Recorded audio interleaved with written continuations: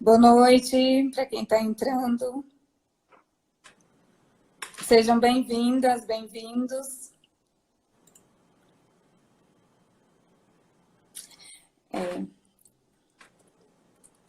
Como foi seu dia hoje? O meu, Maíra, foi uma loucura entre... hoje eu trabalhei muito online, assim. Então, de manhã eu tive a manhã inteira reunião do curso de pedagogia, que eu dou aula. Então, a gente ficou trabalhando, porque a gente está transformando as aulas online nesse período. Aí eu tive outras reuniões à tarde de trabalho.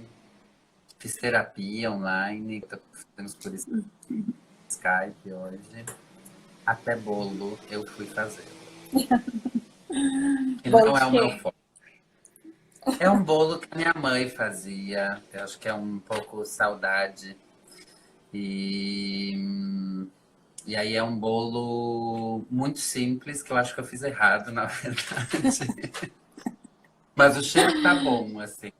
O cheiro tá bom. E Ai, que você, como é bom. que estão as coisas aí com a, com a quarentena?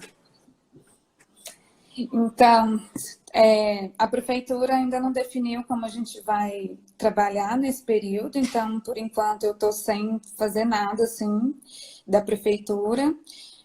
E estou muito com a minha filha, e arrumando casa, e lendo, e só. É, né? A gente fica num. Eu tô com um problema de me concentrar em coisas que exigem muita concentração. Eu tenho que terminar o meu livro. E quem disse que eu me concentro para terminar ele?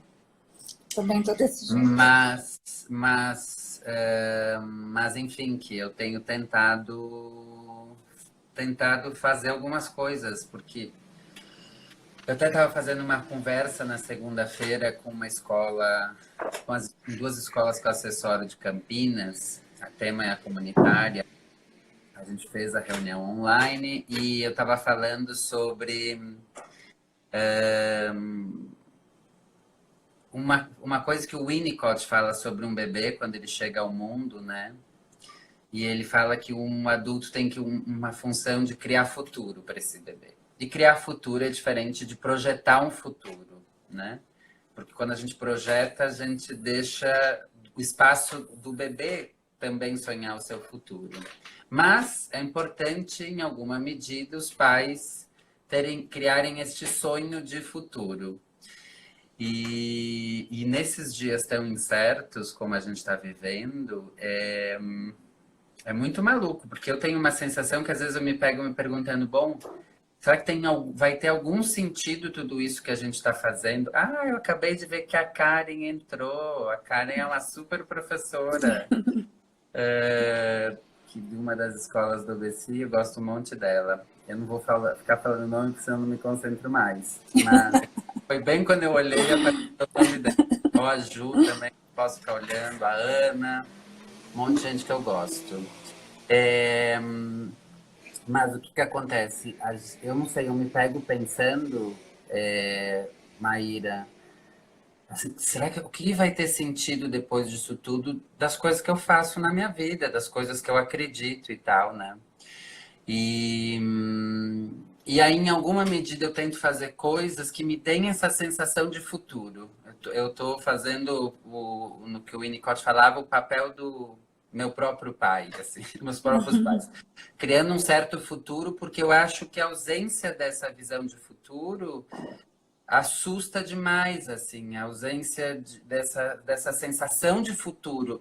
É óbvio que vai ter um futuro, mas a questão é que ele está tão esquisito, tão incerto, que para mim fazer qualquer coisa mais duradoura, mais longa, tem exigido de mim bastante. Não sei como é que você está vivendo. Sim, eu não estou conseguindo produzir muito a parte intelectual, então está bem complicada.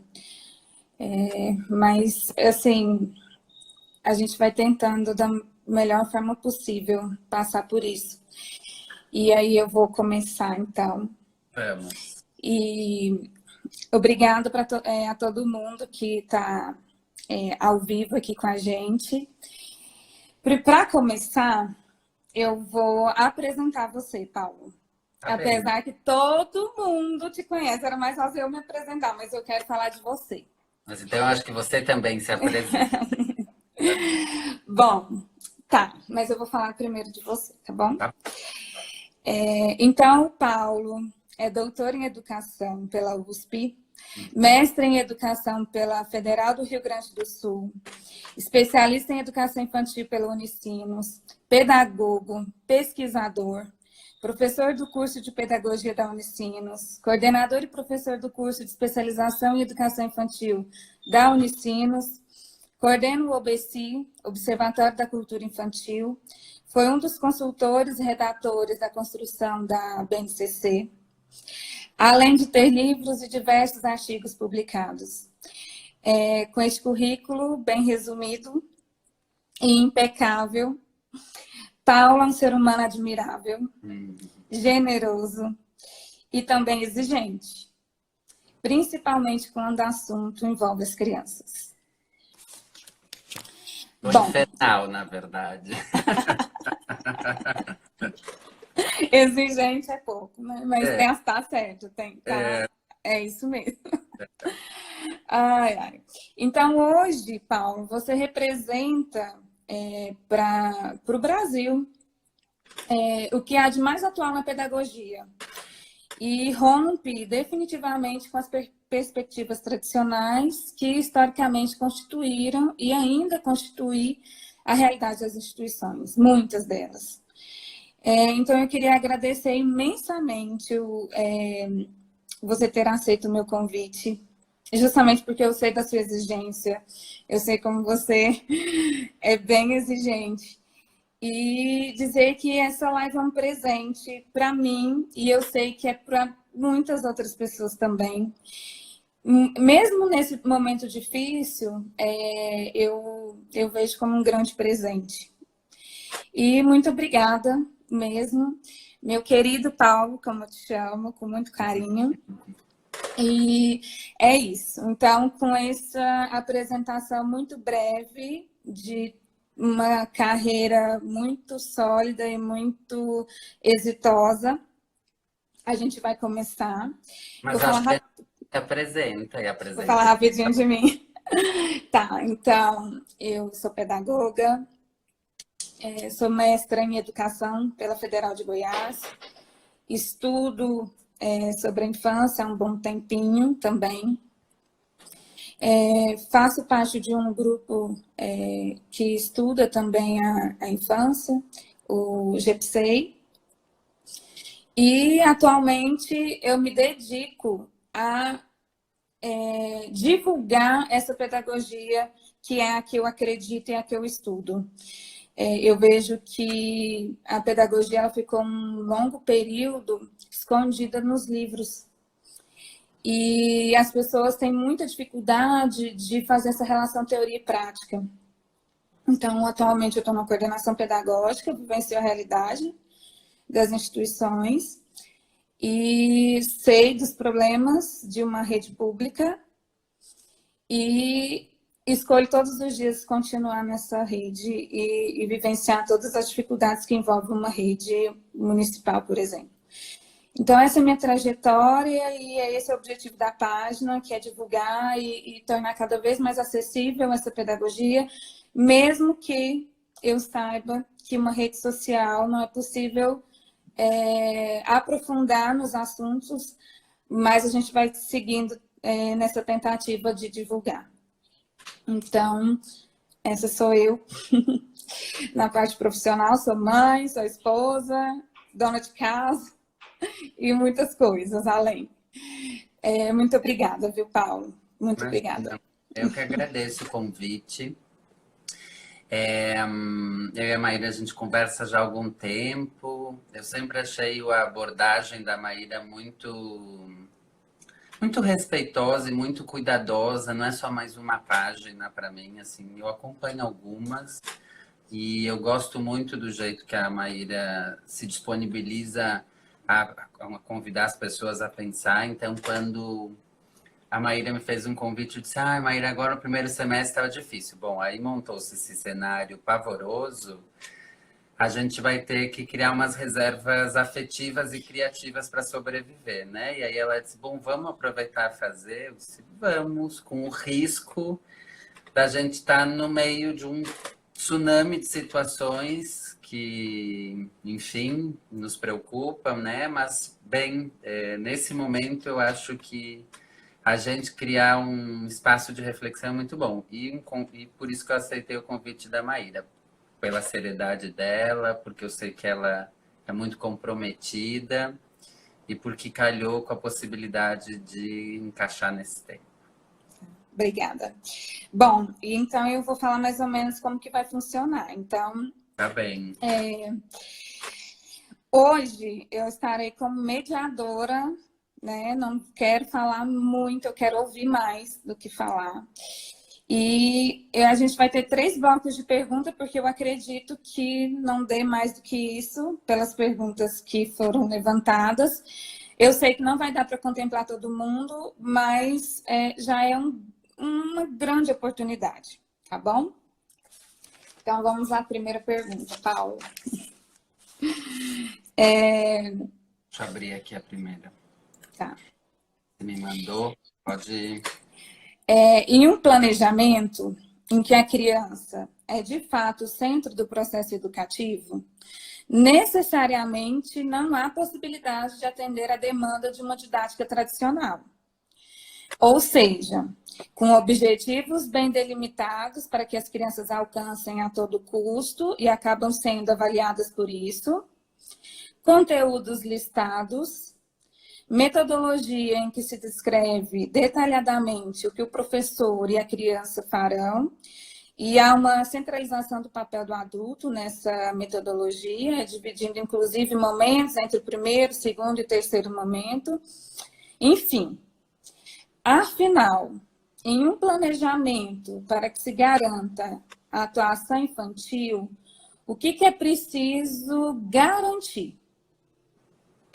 Então tá, eu só preciso dizer que eu não consigo não me concentrar Comentários. nos comentários, porque tanta gente que eu adoro, passou agora a Regina, a Giovânia, a Ju, as meninas do OBC, que são minhas grandes parceiras, assim, eu não vou nomear todo mundo, mas eu vou dizer que as que eu vi, eu amei de saber que estão aqui. Então, Maíra, eu acho que assim, tu me mandou 3 questões que eu gostei muito, porque eu acho que dá para a gente desenvolver e pensar algumas coisas sobre elas. E eu queria, antes de começar falando dessa tua primeira grande questão, assim, que eu acho que ela mexe com muitos pontos, chama a atenção que eu acho que a possibilidade da gente falar em planejamento, ela é uma alternativa bastante importante para a gente fazer uma ruptura com 2 grandes modelos de trabalho na escola. Um é esse trabalho que você descreveu nessa primeira pergunta, que ele é muito enraizado num sistema escolarizante, que ele é organizado por aulas, que ele pensa o tempo como uma ideia a cada 30, 40 minutos, e que cria uma perspectiva para as crianças na escola que não há lugar para a criança. Assim. A criança é um sujeito qualquer que está ali, tem que entrar num ritmo que é um ritmo que não está respeitando a sua perspectiva, a sua possibilidade de criar, de pensar, de significar o mundo, né? Então, eu acho que a primeira ideia é que pensar uma ideia de planejamento é pensar em problematizar uma dessas visões, que é essa que você narrou.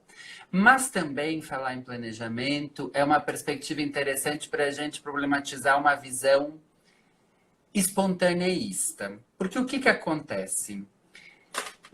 Eu vou usar a Regia Emília, porque é talvez uma das abordagens mais difundidas hoje, né? Mas poderia falar de outras. Mas o que acontece? Quando se divulga e se amplia as reflexões a respeito de Regia, o acesso, mais do que as reflexões, o acesso sobre Reggio Emília, e as pessoas veem as crianças num outro modelo, ainda não entendem bem como é que é, mas elas se dão conta que é um outro jeito de fazer escola, que não é aquele a cada 30 minutos, e com um monte de coisa programada, e a tendência foi cair num esvaziamento. Então, em nome do jeitinho das crianças, em nome do centrado na criança, foi para um lugar absolutamente esvaziado de intencionalidade. E isso marca para mim uma ideia bastante perigosa para a profissionalização docente, para o lugar do professor, de um professor que reflete, que investiga o cotidiano pedagógico, que pensa, que tem intenções, que sabe traduzir essas intenções na organização do cotidiano, para uma ideia onde o professor se secundariza, quase desaparece, abrindo espaço para um monte de coisas problemáticas, e a criança está perdida no meio disso tudo, sem inclusive tendo a possibilidade de um adulto que ajude a pensar como é que ela pode construir percursos de aprendizagem, né? Uhum. Então, eu primeiro queria chamar a atenção que quando a gente fala de planejamento, nós estamos falando de alguma coisa que não é neutra, nós estamos falando de uma coisa que nós temos que pensar a que ela está a serviço. A perspectiva de planejamento que eu venho pensando, eu não acho que ela tem nenhuma novidade, eu não acho que ela tenha nada de extraordinário. Ela é, na verdade, para mim, eu até anotei aqui uns pontos que são sempre importantes para mim quando eu estou falando em planejamento. Ela tem que responder a algumas perspectivas importantes, né? Primeiro, pensar em planejamento para mim significa fazer uma ruptura daquela visão burocratizante. Só ver onde eu pus, eu fiz uma anotação e perdi ela, o que é comum eu fazer dessas. Aqui. Então, primeiro que ela tem que fazer uma ruptura daquela visão burocratizante. Então, por exemplo, é muito comum em muitos lugares ter aqueles semanários. Aquele semanário é uma burocracia, é só para ficar repetindo um monte de coisa que não serve para nada, que não serve para o professor pensar, que não serve para criar uma circularidade reflexiva, que não serve para o professor tornar visível a intencionalidade pedagógica dele. É só uma repetição. Tanto é que se tu pegar de um professor lá no Nordeste, um professor aqui no Sul, vai ser a mesma coisa. E isso é um sintoma de que eu não estou atento ao processo que eu estou envolvido educativo, que tem sujeitos, que tem um clima, que tem uma organização de espaço, que tem uma temporalidade, que tem uma certa dinâmica de grupo, né? Então, a primeira questão que para mim é muito importante é que planejar seja uma forma de romper com essa perspectiva burocratizante. Além disso, para mim, o planejamento ele é uma grande possibilidade da gente revelar, tornar visível, para usar umas terminologias que são próprias da documentação pedagógica, mas cuidando para isso não virar também jargões e slogans educativos, mas para mostrar a intencionalidade pedagógica, para criar relação entre uma situação e outra, para criar... por exemplo, quando eu falo de planejamento de contexto, que na sequência eu quero poder falar um pouco a respeito disso, fazer uma escolha sobre e isso intencionalidade, eu estou falando, quando falo em fazer escolha, de criar um certo ritmo, um certo clima de bem-estar para as crianças, né? E para os adultos que estão lá na escola. Então, para mim... o que o Morin chama de recursividade cíclica do pensamento complexo, eu diria que isso deveria ser um princípio do modo de planejar. Ele tem que criar essa perspectiva de temporalidades, de reflexividade, de intencionalidade, para além de um aqui e agora, e conectando modo de falar de educação, por exemplo, quando a gente fala em dissociar, cuidar e educar, num modo traduzível do cotidiano. O que isso na prática significa? E aí, Maíra, quando, para chegar sobretudo na tua questão, né? Como é que a gente dá conta de fazer isso, pensando a criança como centralidade do processo educativo, que está lá na diretriz, né? A criança deve ser o centro do planejamento. Mas que, ao mesmo tempo, eu tenho que dar conta de uma base nacional comum curricular, que vai falar de direitos, que vai falar de campos de experiência, que vai falar de objetivos, que tem que ter um adulto. Como é que a gente faz isso? Bom, aí, para mim, ou na minha experiência com o OBC, com essas 6 escolas, né? Hoje são 6, escolas que compõem esse grupo, que é um grupo para mim muito caro, no sentido de é um lugar para eu não perder a relação com o cotidiano pedagógico, de eu estar ali conectado e sempre atento e sendo útil à escola efetivamente, né?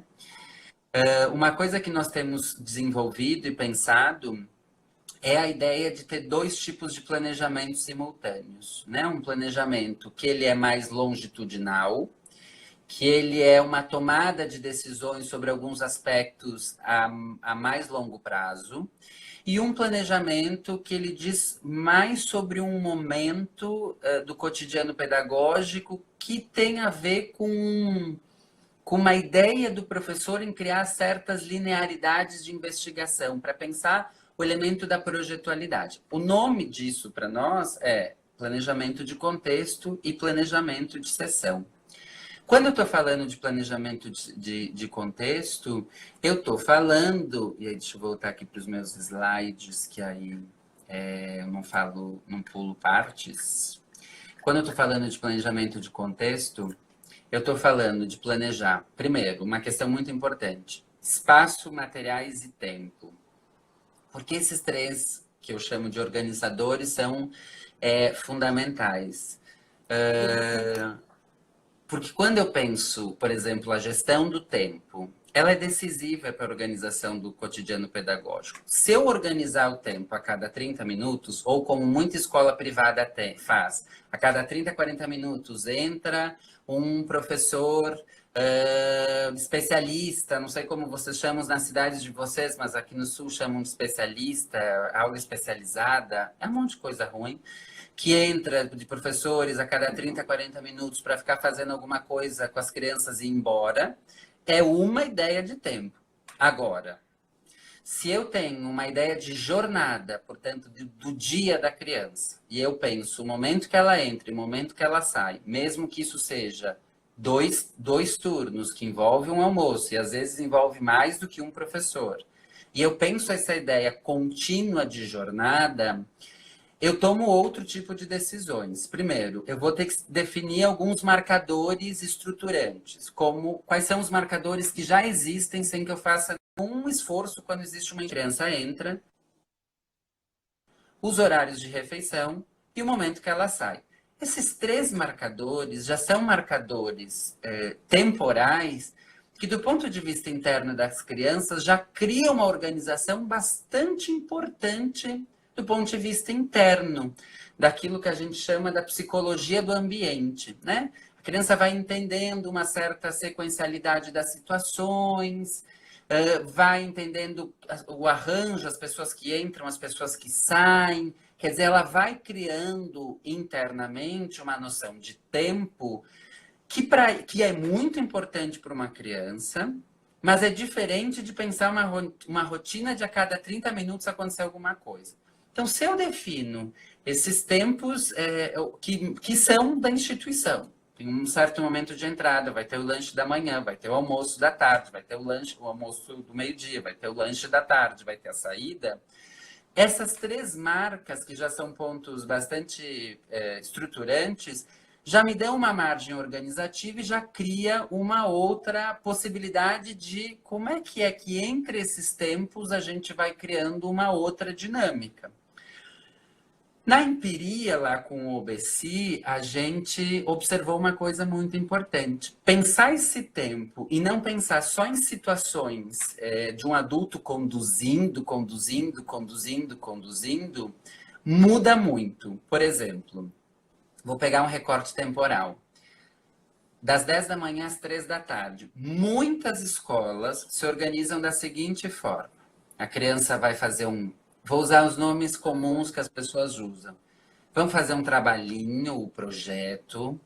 Aí elas vão... Que é uma situação conduzida. Aí elas vão se orientar para o almoço, que é uma outra situação conduzida. Em muitas escolas, as crianças têm que dormir.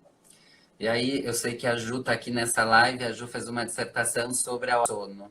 E a fala era, o problema são os acordados, né? E aí, ninguém deixa as crianças ficar acordadas, porque todos têm que dormir. Uma terceira situação conduzida. Aí eles acordam, em muitos lugares já vão para um lanche, ou para um mamá, ou para um suco. Quarta situação conduzida. E aí sai dessa refeição e as crianças vão fazer atividade da tarde. Quinta situação conduzida. Das 10 da manhã às 3 da tarde, as crianças ficaram sob a orientação e condução de um adulto o tempo inteiro. Se nós estivéssemos, a gente faz o processo contrário, se a gente estivesse nessa mesma situação, a gente ficaria louco. A gente ficaria surtado, querendo pegar o professor e dizer, para, chega, não aguento mais, me deixa. Se ao contrário disso, eu consigo entender que, bom, se eu já tenho o almoço e o lanche eu vou ter o soninho, porque a dinâmica da escola ainda é assim, que outras situações eu vou colocar para não exceder 3 situações orientadas, conduzidas? Quando eu vou tomando essas decisões e vou criando um outro equilíbrio no tempo, entre a situação conduzida e a situação que é optativa, né? Eu mudo a dinâmica temporal. Aí as crianças não ficam naquela agonia, que elas são maravilhosas, né? E revolucionárias. Então, as crianças, quando estão num lugar sempre conduzido, elas ficam indo para a mochila para brincar 5 segundos com um brinquedo que está lá escondido para salvar-se emocionalmente. Ou elas pegam, quando o professor vai para o corredor, tem aquelas mais corajosas que saem na corrida para ter uns segundos de liberdade, dizer, meu Deus, estou cansado, sabe? Se a gente entende que isso não é adequado e a gente faz um outro jeito de organizar o tempo, que não significa abandonar qualquer estrutura de organização, porque elas são também importantes, mas eu penso elas efetivamente, eu mudo a dinâmica do trabalho pedagógico. E aí, veja, usando esse exemplo, quando eu estou falando disso, eu não preciso fazer isso toda segunda-feira.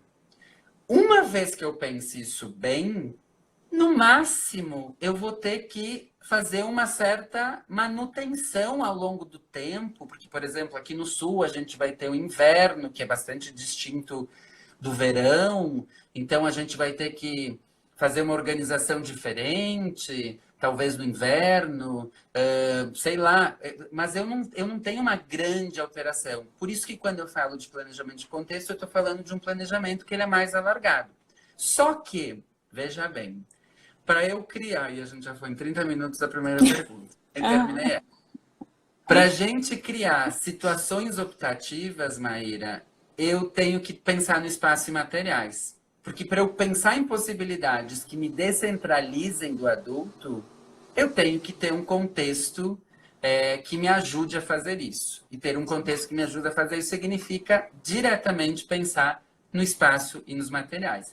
Então, veja, planejamento de contexto, Grupo, né? pensar o tempo, pensar os espaços, pensar os materiais.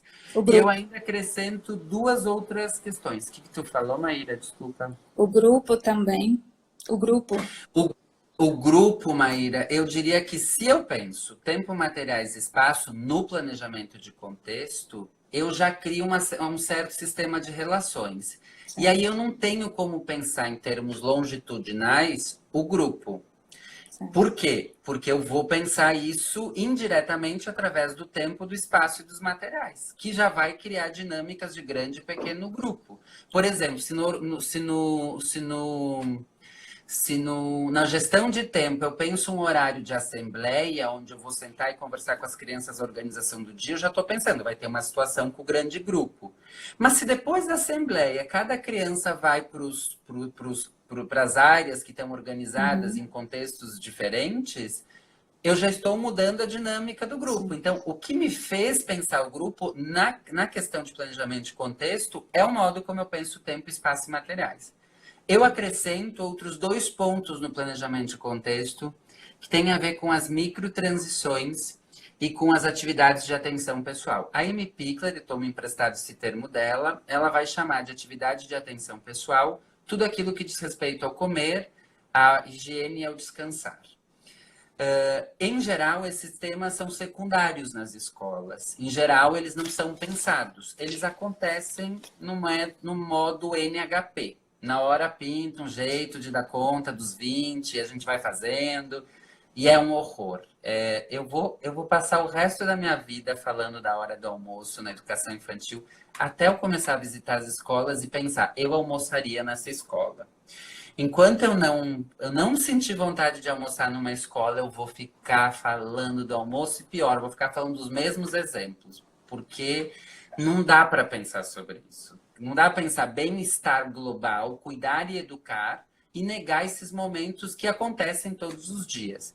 Então, quando eu planejo o contexto, eu tenho a chance de parar para pensar sobre isso. Como é que eu quero que aconteça o almoço? Como é que eu quero que aconteça a hora do lanche?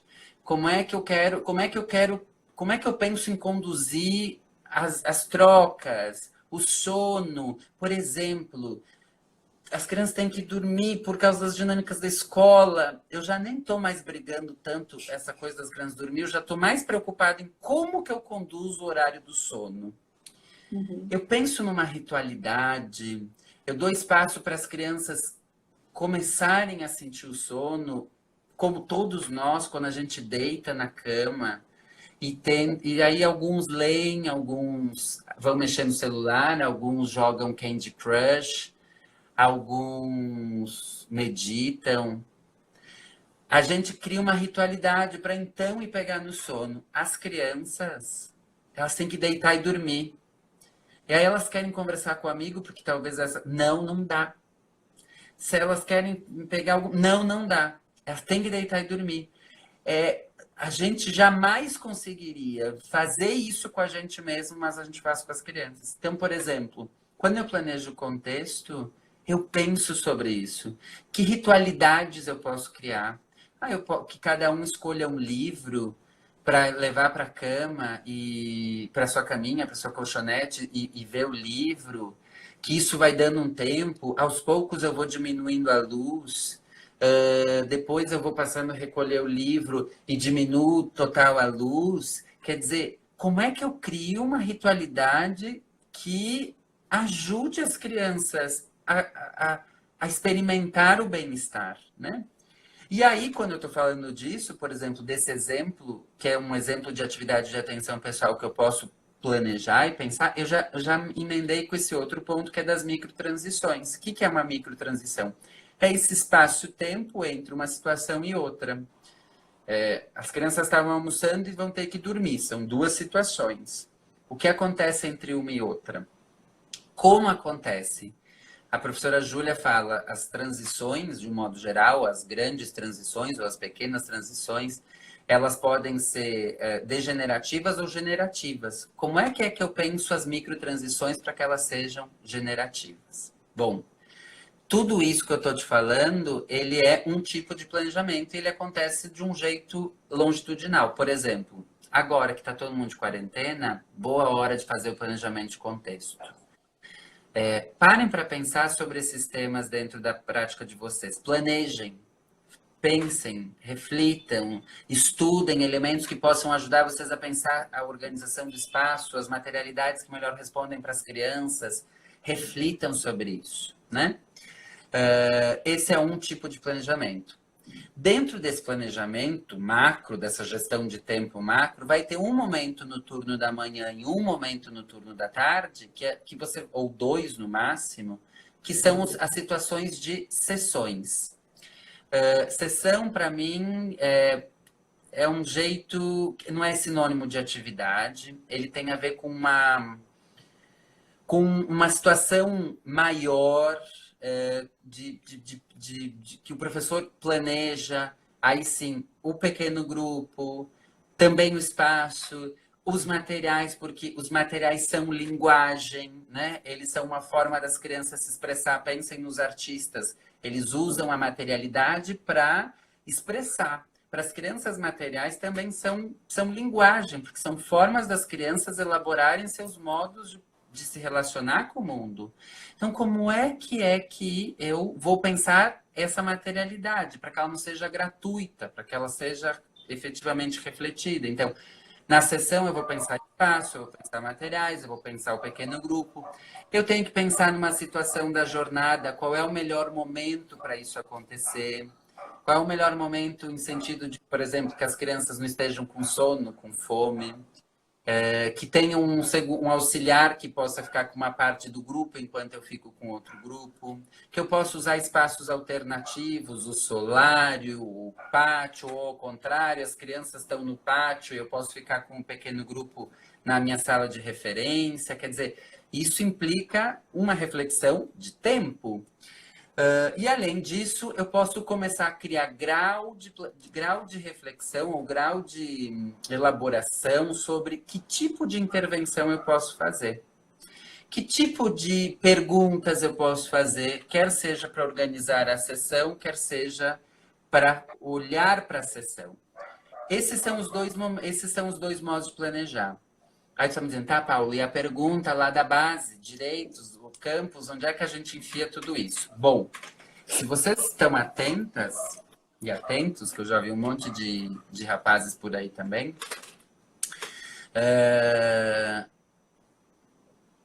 os direitos de brincar, de explorar, de participar, de expressar, tá faltando dois, Conhecer-se. de conhecer-se e Ai, gente. os Conviver. conviver. Obrigado, Maíra. Os 6 direitos da base, se eu tenho eles em mente, eles são o meu horizonte para organizar o planejamento de contexto. Pensa bem, se eu faço a seguinte pergunta, como é que eu crio uma organização de espaço que favoreça o convívio? Como é que eu crio uma organização de espaço que favoreça a participação?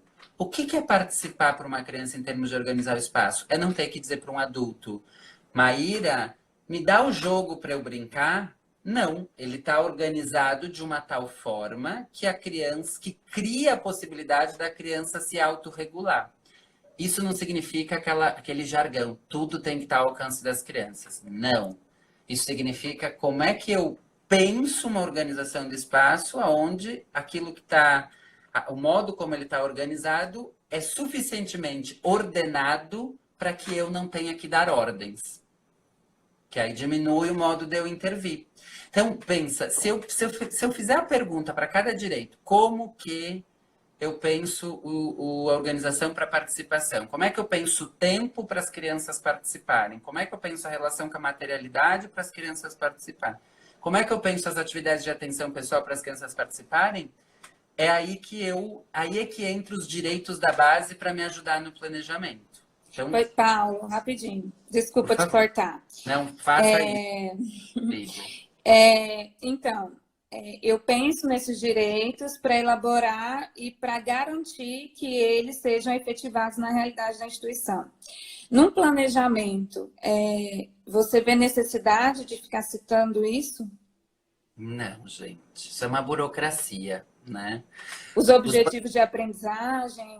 Então, aí é que eu vou entrar Ah, tá. no planejamento de sessão.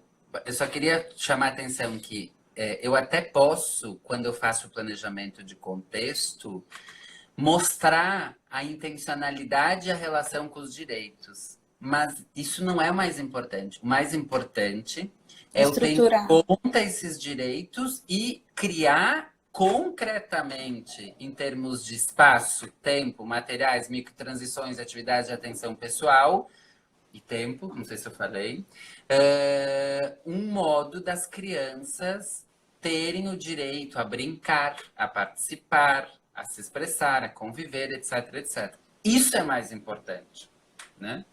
E isso está traduzido no modo como eu planejo. E quando eu falo em planejar de contexto, eu falo de uma estruturação escrita. A gente faz isso, uma estruturação escrita do planejamento de contexto, que mostra como essas intencionalidades. Mas eu não preciso ficar dizendo, isso é do direito tal, porque não é tão apartado assim. Essa divisão é uma divisão didática para nossa mera compreensão. Bom, os campos e os objetivos, aqui, Maíra, aqui tem uma mudança da didática, na verdade. Na tradição da didática, a gente parte do objetivo para pensar as atividades. Só que nessa tradição de didática, o sujeito não existe. Produção de sentidos desse sujeito não existe. Aqui, portanto, quando a gente está falando de uma didática que é mais contextual, de uma didática que é participativa, que tem a coparticipação das crianças e dos adultos, que ela é emergente, ou seja, ela é situada, ela não é uma coisa aplicada, a gente tem que fazer uma mudança de chave. Então, primeiro, para organizar o contexto, que é essa visão macro, eu penso a partir dos direitos. E penso aqueles pontos que eu falei para você. Para pensar a sessão, os direitos não desaparecem como pano de fundo. Quer dizer, eu vou pensar uma sessão também a partir dos direitos. Mas quando eu tomo a decisão de fazer uma investigação com as crianças, é nesse momento em que eu vou estabelecer relação com os campos de experiência. Lembrando que campo de experiência não é um punhado de objetivo. Campo de experiência é um conjunto de significados. E aí, por isso que é mais importante eu ler a ementa dos campos de experiência do que os objetivos em si.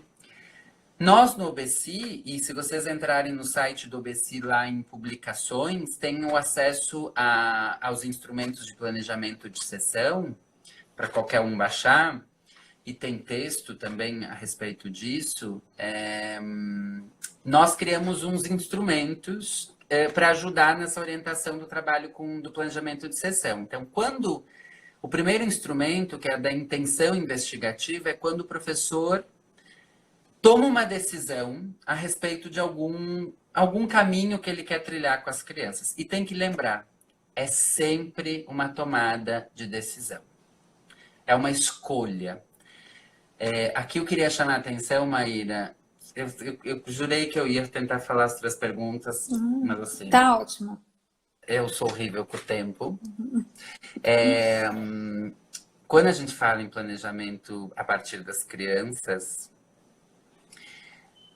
centrado nas crianças, não é que se a criança falar formiga, projeto formiga.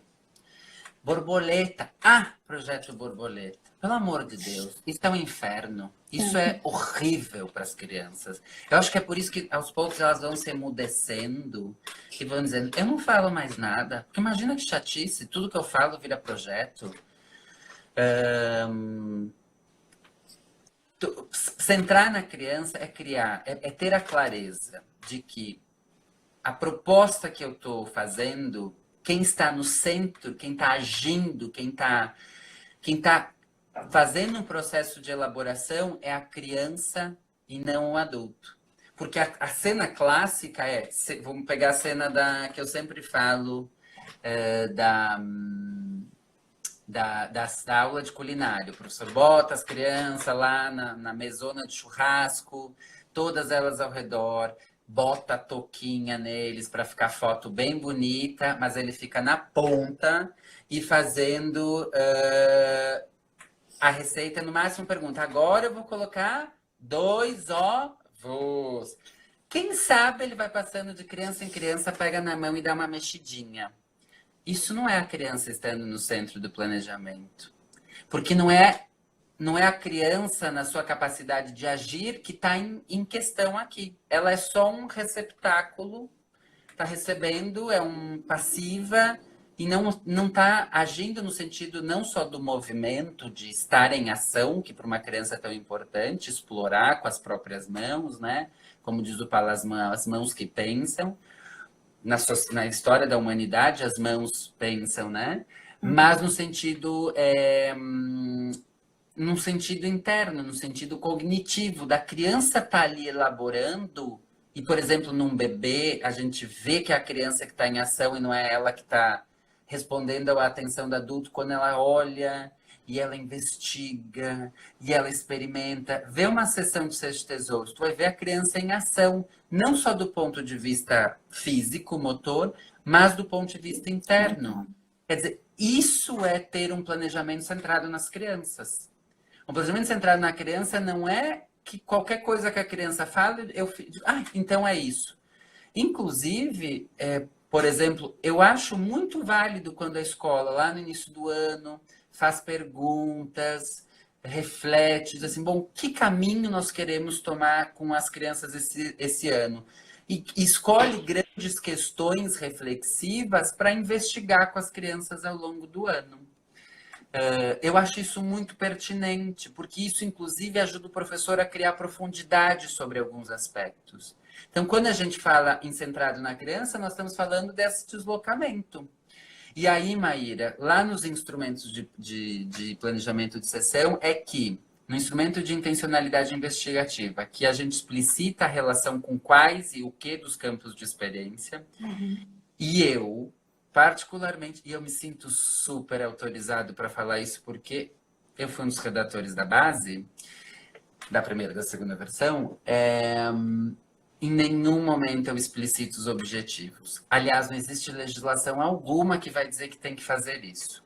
Eles têm que ser contemplados. Só que, se eu faço uma prática que atenda aos direitos das crianças, eu atendo aqueles e muitos outros objetivos. Porque não tem nenhum objetivo que eu diga, nossa, como é que eu faço isso?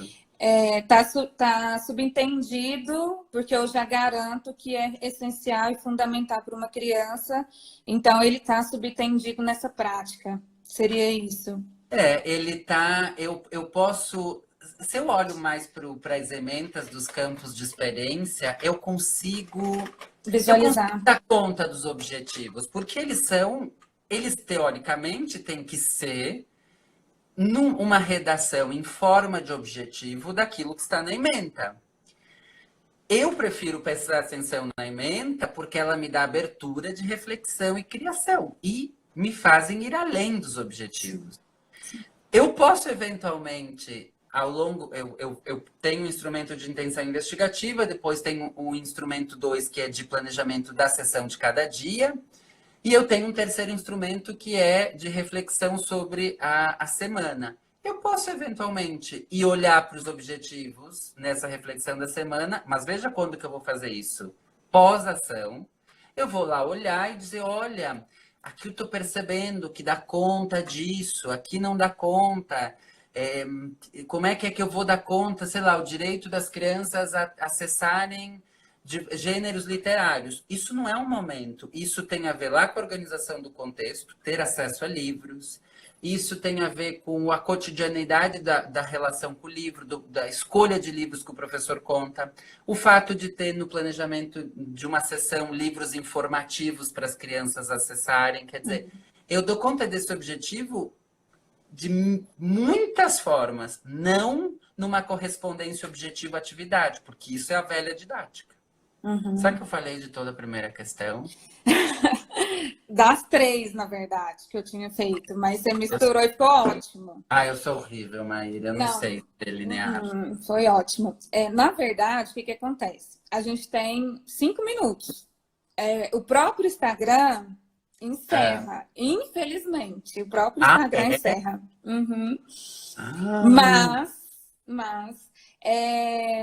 Mas para concluir essa primeira parte, o que eu acho que é muito importante é ficar muito claro que a base, seja a base ou o documento curricular, porque a maioria dos municípios, os estados estão mexendo, né?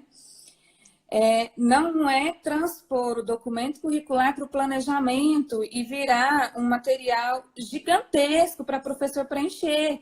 Não existe isso, burocrático. E é isso que está acontecendo, porque eu recebo muitas mensagens, eu vejo muito, inclusive de realidades onde a base foi interpretada de uma forma equivocada de listagem de conteúdos dentro dos campos de experiência. E a gente sabe que isso é um grande problema. Você sabe, Maíra, assim, o pessoal está perguntando, eu acho que agora vocês vão ver, sabe aquela cena de Jornal Nacional, que eu tô de camisa por cima e eu tô com uma bermudinha por baixo? Também tô de bermuda. Mas deixa eu dizer, o pessoal está perguntando onde encontrar os instrumentos de planejamento. No site www.obc.org. Lá em publicações vão ter os instrumentos. E eu quero deixar uma dica, agora que você estava falando de leitura da base e de orientações municipais. O município de Novo Hamburgo, ele fez esse caderno que eu imagino que deve estar disponível no site de Novo Hamburgo, da Prefeitura de Novo Hamburgo. E é um caderno de orientação curricular municipal, né? Aliás, eu vi que a Ju está aí. Ju, me diz se está disponível no site de Novo Hamburgo. Não sei se a Lu, a Lê estão. Me diz se está disponível no site, mas eu acho que está.